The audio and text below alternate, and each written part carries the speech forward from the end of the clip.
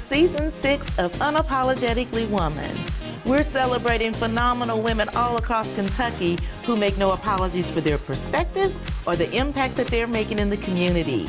Today we're celebrating Meredith Watts.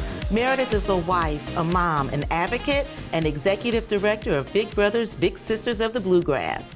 Unapologetically Woman, Meredith Watts, that's you. Congratulations. Oh my goodness, thank you so much for having me here. Oh, we're so happy to celebrate you. You've been really, really busy. You've got some tots at home.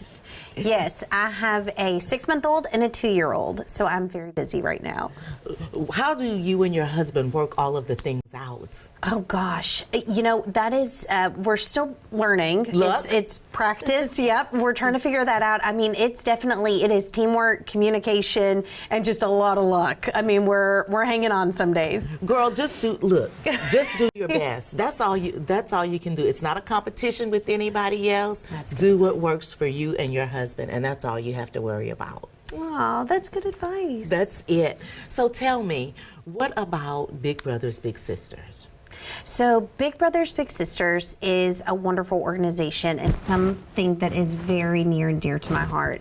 I have been there for almost 5 years now, and I'm in the role of executive director for a little over a year. Mentoring, so Big Brothers Big Sisters, what we do there is we enroll children ages 6 to 18, and we enroll volunteers, trusted adults out in the community, and we create a one-to-one mentoring match. And we do that by creating kind of what we call an intentional match. So we match the child to the adult, and it really creates a very transformative relationship. And so mentorship is so important. We know that. Yes. What kind of relationships have you seen form from some of these bonds? Oh gosh, we have success story after success story. I mean, we have hundreds of kids and volunteers enrolled in our program, and it's everything. Sometimes it's little day-to-day things where a child who was maybe too afraid to kind of make a friend in school or didn't know how to interact with their peers confided in their big, and they really just kind of worked on opening up themselves and finding things that they're interested in and building that confidence. And then we hear, oh, they joined a soccer team or they made friends at school. A big one that we really emphasize is the education and scholastic achievements of our children. And it is phenomenal, the results. We are a metric-based organization, so we're the only metric-based mentoring organization in the United States.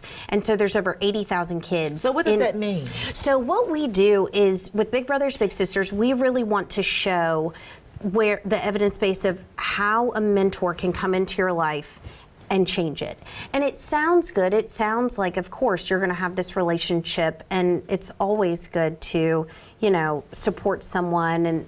But in our program, we do surveys, we do results, that produce results that kind of show where a child starts in one place and just starts to succeed and grow in those areas. So it could be social development, it could be education, really anything. And so that's what Big Brothers Big Sisters does, is we really specialize in that. And I think that is so incredible. Why is this work important to you? What drove you to this work? I really think about this all the time.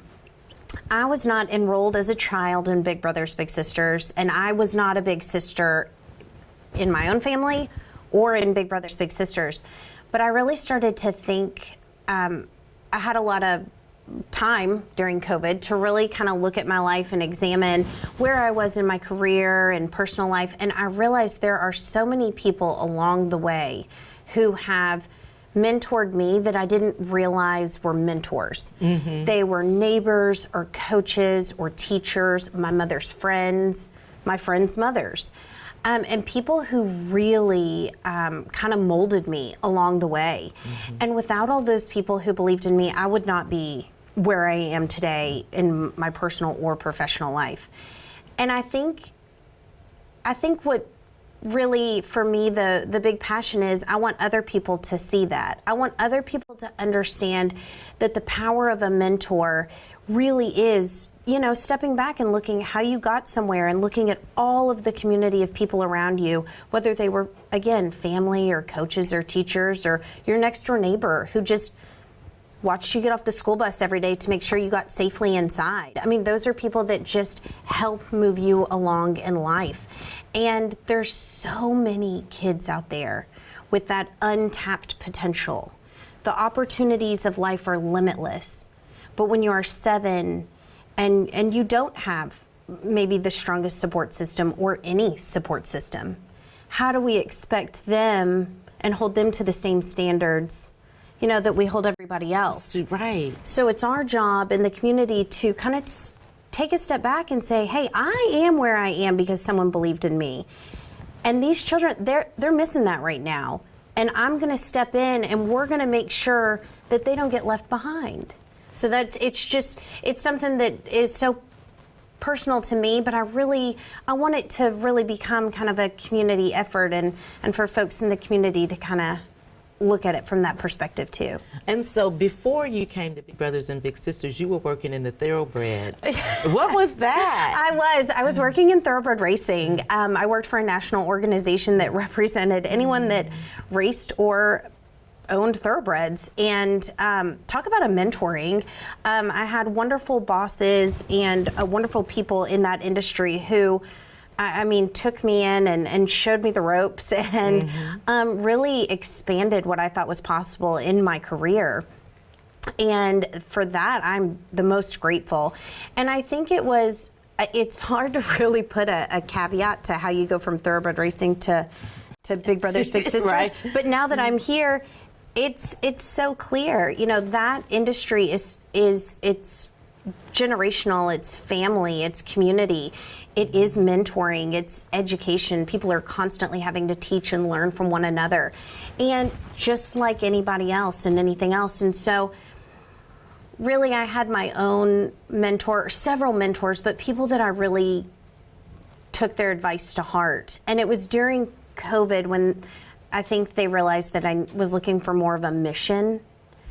And you wanted something more mission-driven. Yeah, mission-driven, and I think it just transpired and one thing to another. This a position at Big Brothers Big Sisters opened up, and I knew it had to be the right thing.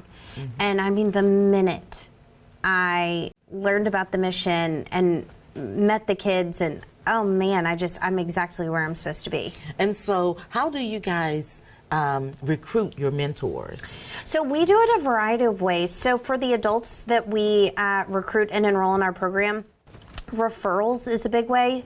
People that are already bigs sometimes start referring family and friends and get colleagues. Your friends involved. Yeah, because they see how easy and how wonderful it is to be a part of the program.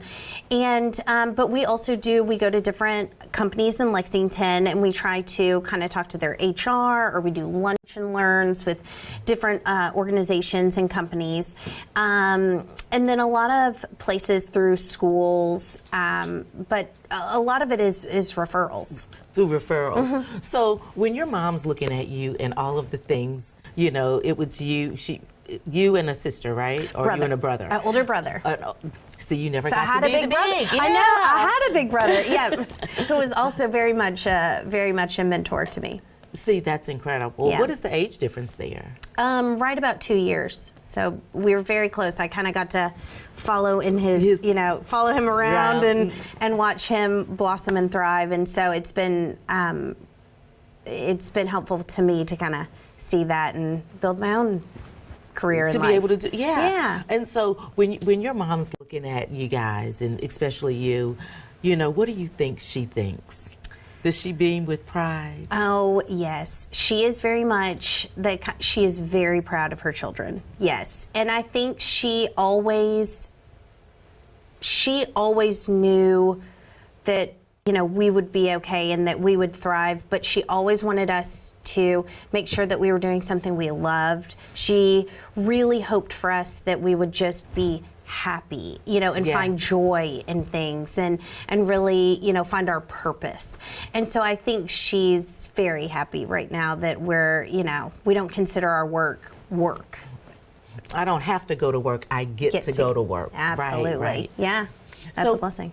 For young girls and young women that are looking at you, Meredith, and thinking, gosh, I'd like to do something like her, but what kind of advice would you give them? I would say find a mentor. I would say definitely find a mentor. Find, look at, kind of step back and look at what you want your life to be like. See someone who's doing really big things, or see someone that you trust, or see someone who, or by someone, see a woman who is doing all of these things.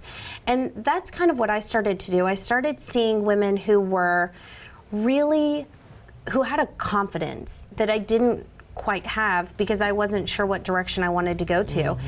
And I was able to contact them and either meet for coffee, job shadow them, or just really ask them for advice. And then I started realizing the more, it just became kind of reciprocated. You know, these relationships started forming, and I felt like, okay, I was building this kind of safety net or this village around me to where I wasn't second guessing what I was doing, and I was, getting really excited about opportunities and taking advantage of these opportunities.